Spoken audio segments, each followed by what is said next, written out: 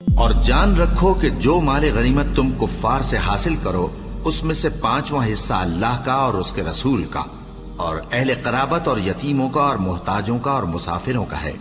اگر تم اللہ پر اور اس نصرت پر ایمان رکھتے ہو جو حق و باطل میں فرق کرنے کے دن یعنی جنگ بدر میں جس دن دونوں فوجوں میں مٹ بھیڑ ہو گئی تھی ہم نے اپنے محبوب بندے محمد صلی اللہ علیہ وآلہ وسلم پر نازل فرمائی،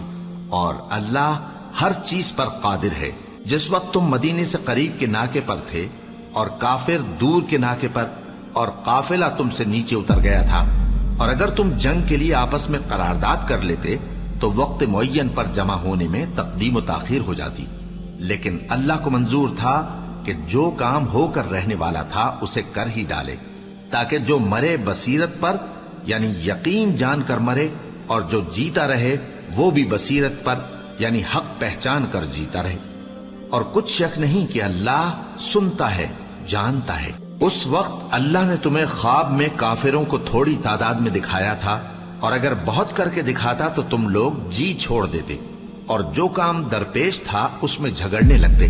لیکن اللہ نے تمہیں اس سے بچا لیا، بے شک وہ سینوں کی باتوں تک سے واقف ہے۔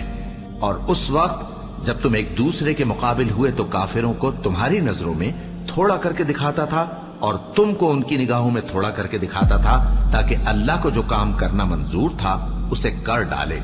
اور سب کاموں کا رجوع اللہ ہی کی طرف ہے۔ مومنو، جب کفار کی کسی جماعت سے تمہارا مقابلہ ہو تو ثابت قدم رہو اور اللہ کو بہت بہت یاد کرو تاکہ مراد حاصل کر لو، اور اللہ اور اس کے رسول کے حکم پر چلو، اور آپس میں جھگڑا نہ کرنا کہ ایسا کرو گے تو تم بزدل ہو جاؤ گے اور تمہاری ہوا اکھڑ جائے گی، اور صبر سے کام لو کہ اللہ صبر کرنے والوں کا مددگار ہے۔